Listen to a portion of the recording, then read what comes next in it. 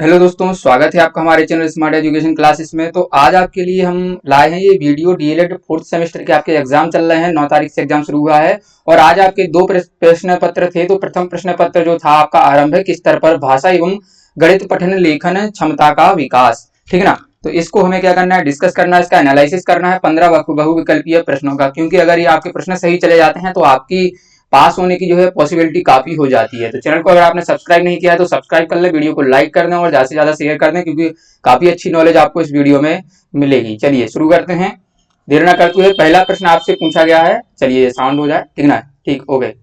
चलिए पहला प्रश्न है आपसे कि छात्रज्ञ व्यंजन है, कैसे व्यंजन होते हैं? लुंठित होते हैं, उष्म होते हैं, संयुक्त होते हैं, या फिर आपका उत्क्षेपित होते हैं? तो बताइए कैसे होते हैं। तो जो संयुक्त व्यंजन बताइए, ये होते हैं छात्रज्ञ आपके संयुक्त व्यंजन। छात्रज्ञ होगा और ये श्री हो गया, ये आपने पढ़ा होगा, ठीक ना। उसमें तो आपके 25 व्यंजन, 25 वर्ण जो होते हैं वो उसमें व्यंजन होते हैं। चलिए प्रश्न दूसरा पूछा गया था कि जिन शब्दों में काम का होना या करना प्रकट होता है उन्हें कहते हैं? संज्ञा कहते हैं, सर्वनाम कहते हैं, क्रिया कहते हैं, या विशेषण कहते हैं? बताइए क्या कहते हैं। तो होना या करना जहां पाया जाता है उन्हें हम क्या कहते थे? क्रिया कहते थे। चलिए तीसरा प्रश्न क्या पूछा गया था कि जिन शब्दों के अर्थ समान होते हैं उन्हें क्या कहते हैं? तत्सम शब्द क्या कहलाते हैं? आपके संस्कृत के शब्द। पर्यायवाची क्या कहलाते हैं? पर्यायवाची समानार्थी, जो आपका विकल्प का उत्तर है। विलोम शब्द क्या है? विपरीत शब्द कहलाते हैं, जिनका अर्थ बिल्कुल उल्टा बता दिया जाता है, ठीक है ना। और विशेषण शब्द अलग होते हैं, तो ठीक है ना। क्या होता है आपका विशेषण शब्द? हो गया ना, इसका उत्तर हो गया आपका पर्यायवाची शब्द, ठीक ना। पहले का क्या हो गया? संयुक्त व्यंजन था, दूसरे का था क्रिया और तीसरे का था पर्यायवाची शब्द। चलिए आगे। चौथा प्रश्न पूछा गया था, मुखाकृति के आधार पर स्वरों का वर्गीकरण है? अग्रस्वर, पश्च स्वर, सब्रत स्वर, या फिर ये सभी? तो इसका जो उत्तर होगा था वो होगा आपका ये सभी, क्योंकि मुखाकृति के आधार पर जो है तीनों प्रकार के स्वर आपके ये होते हैं। चलिए पांचवा प्रश्न है, वे संख्याएं जो दो से पूर्ण रूप से विभाजित नहीं होती उन्हें क्या कहते हैं? विषम संख्या, भाज्य संख्या, सम संख्या, या फिर अपरिमेय संख्या, क्या कहते हैं?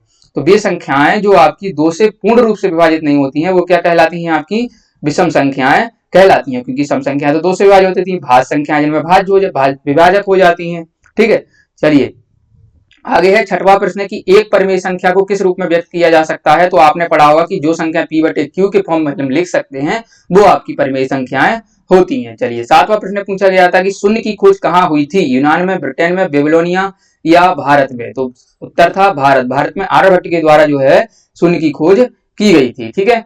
आठवां प्रश्न आपसे पूछा गया था कि 990 में, चलिए अधर आ जाते हैं। 8वां प्रश्न है कि 990 में 9 का स्थानीय मान है 10, 100, दोनों, या कोई नहीं? तो संख्या थी आपकी 990, तो इसका तो हो जाएगा 10 और इसका हो जाएगा आपका 100, तो उत्तर हो जाएगा दोनों सही। चलिए नौवां प्रश्न आपसे पूछा गया था कि आंचल में है दूध और आंखों में है पानी, यह कथन किसका है? मैथिली शरण गुप्त का, सुमित्रानंदन पंत का, जयशंकर प्रसाद, या सुभद्रा कुमारी चौहान? तो बताइए ये किसका है? तो इसका जो सही उत्तर था वो था मैथिली शरण गुप्त। इनकी एक रचना थी आपकी, आपने सुना होगा, यशोधरा, ठीक है ना। यशोधरा जिसमें कहा गया है अबला जीवन हाय तुम्हारी यही कहानी, ये शीर्षक रहा है।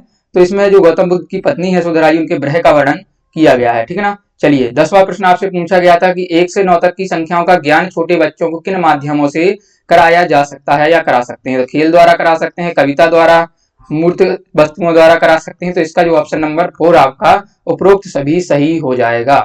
चलिए 11वां प्रश्न था आपसे, निम्नलिखित में से दंत व्यंजन है, का क्या होता है? आपका कंठ होता है। चलिए पा का क्या होता है? आपका ओष्ठ होता है। रा का क्या होता है? कंठ होता है। तो उत्तर क्या हो जाएगा आपका ना, क्योंकि ना का जो उच्चारण होता है वो आपका दंत होता है। आपने सूत्र पढ़ा होगा, लिखतो लिसानाम दंतः। चलिए सबसे छोटी 12वां प्रश्न है, सबसे छोटी सम अभाज्य संख्या है 1, 3, 2 और 5। तो बताइए क्या है?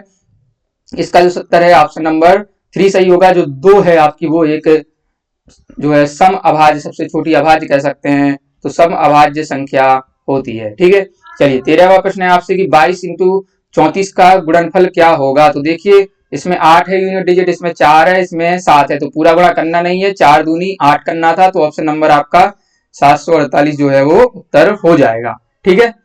चलिए आगे 13वां प्रश्न आपसे पूछा गया कि 22 इंटू 34 यही था, 13 हो गया ना। 14वां, गणित की मूल संक्रियाएं हैं जोड़ घटाना, गुणा भाग, और 1 और 2 दोनों, या इनमें से कोई नहीं?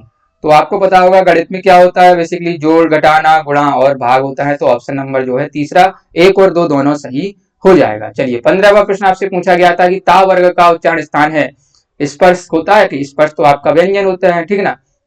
ये नहीं है। ये क्या होस्ट लिखा गया, होस्ट होना चाहिए भाई, तो ये भी आपका नहीं है, क्योंकि इसका तो वो होता है, अलग होता है, उपपद्मानाम ओष्ठा। कंठ का विसर्जनाम कंठा, तो इसका उत्तर हो जाएगा द, यानी कि ऑप्शन नंबर 4 सही है, दंत। या आपने एक सूत्र पढ़ा होगा, लृतुल लसानाम दंतः, ठीक ना। इसमें जो ता वर्ग आता है, इसका जो उच्चारण होता है वो दंत होता है, ठीक है ना। तो ये तो हो गए आपके 15 प्रश्न है। वीडियो कैसा लगा है कमेंट करके बताएंगे। आउट ऑफ 15 आप कितने एग्जाम में सही करके आएंगे, स्कोर जरूर बताएं, ठीक है ना। चैनल को करें सब्सक्राइब और वीडियो को कर दीजिएगा लाइक। धन्यवाद। अगले वीडियोस के लिए आप अपडेट रहिए, नोटिफिकेशन बेल को ऑन करके रखें। धन्यवाद। जय हिंद, जय भारत।